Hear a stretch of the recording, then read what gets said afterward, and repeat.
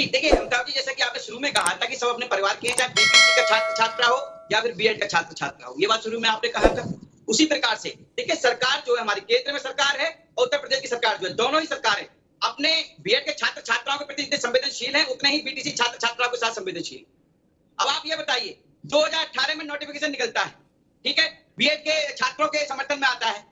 अब उसको रोकने का काम कौन करता है? राजस्थान में चल रही कांग्रेस सरकार, वो राजस्थान हाईकोर्ट पहुंच जाती है रोकने के लिए, नहीं बीएड छात्र छात्रा इसके लिए एलिजिबल नहीं है, ठीक है कोई बात नहीं। उसके बाद बीएड के छात्र पहुंच जाते हैं सुप्रीम कोर्ट, सुप्रीम कोर्ट अपना फैसला सुनाता है 11 अगस्त को, ठीक है। अब मुझे आप ये बताइए, यहाँ पे 3 महानुभाव बैठे हैं, सत्यम पाठक, मुकेश और कपिल श्रीवास्तव जी, फैसला सुनाता है माननीय न्यायालय।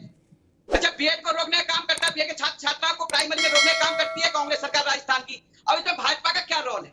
इसमें तो सरकार को जो कोस रहे हैं, मैंने कई दिन से देख रहा हूं, केंद्र सरकार, यूपी सरकार। आप मुझे बताइए, क्या माननीय नरेंद्र मोदी जी ने कहा था कि बीएड वालों को अलग कर दिया जाए प्राइमरी से? क्या योगी जी ने कहा है ऐसा? नहीं ना, ये तो माननीय न्यायालय ने फैसला सुनाया मान्यवर। इसमें सरकार का कहां रोल आता है?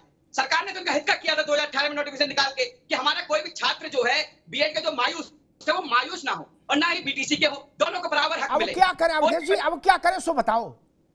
मैं उसी पर आ रहा हूं अमिताभ जी, उसी पर आ रहा हूं। किसी घर में मैंने पहले ही बताया था, यदि किसी पिता के 2 बच्चे होते हैं, ध्यान से सुनिएगा, अगर 2 बच्चे होते हैं, कोई चीज में बाहर से लाता है वो पिता अगर, तो वो बराबर मात्रा में देता है। अगर किसी में कमी पड़ती है तो उसको कहता है बेटा रुक जा, मैं कल को तुझे इससे ज्यादा ला के दूंगा, लेकिन थोड़ा धैर्य रख। अब ये तो है नहीं कि वो बच्चा उसके खिलाफ विरोध करना शुरू कर देगा अपने पिता के खिलाफ।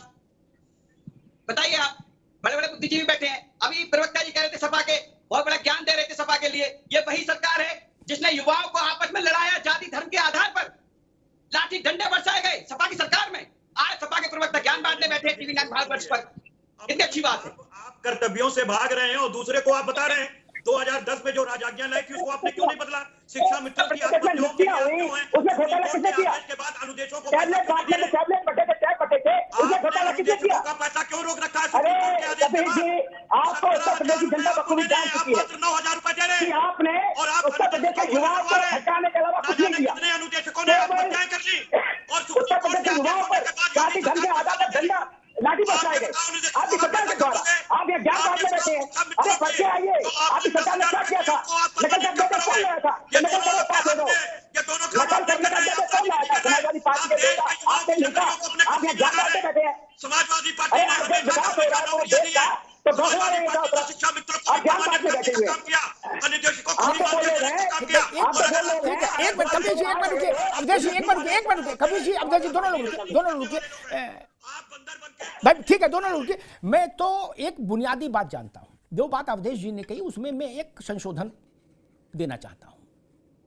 सबको मालूम है फैसला अदालत का है, ठीक, और अदालत भी सुओ मोटो फैसला नहीं देती। कोई याचिका गई, अदालत का कर्तव्य है कि उस पर अपने विवेक से निर्णय दे, वहां कोई झंझट नहीं।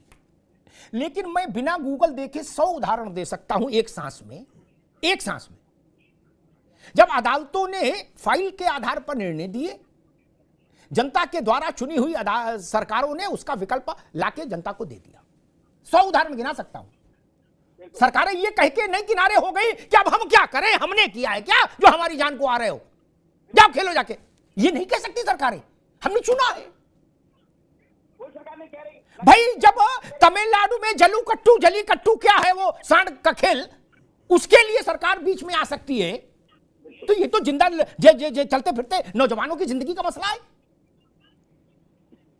सबरीमाला में मंदिर में महिलाएं उन विशेष दिनों में जाए कि नहीं जाए, इसके लिए सरकार आई थी बीच में कि नहीं आई थी? अदालत के आदेश को पलटा था कि नहीं पलटा था?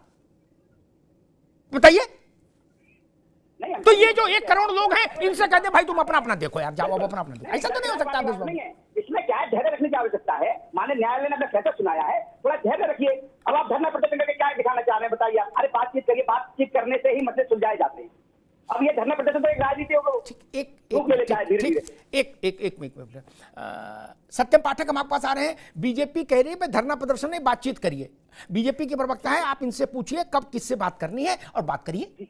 ठीक है, मैं सर सारे सवालों का जवाब दूंगा। सबसे पहले यहाँ पर पीटीसी के एक भाई बैठे हैं, वो कह रहे थे कि सर बीएड डिग्री धारक नौनिहालों को पढ़ाने के लिए योग्य नहीं है क्योंकि उनको चाइल्ड पेडोलॉजी नहीं आती। एक चीज यहाँ पर बड़ी क्लियरली बता देना चाहता हूँ, उत्तर प्रदेश में एक परीक्षा होती है यूपी टेट, और उसके बाद सेंट्रल गवर्नमेंट में एक परीक्षा होती है सीटेट। वो टेस्ट होता है चाइल्ड डेवलपमेंट एंड साइकोलॉजी का।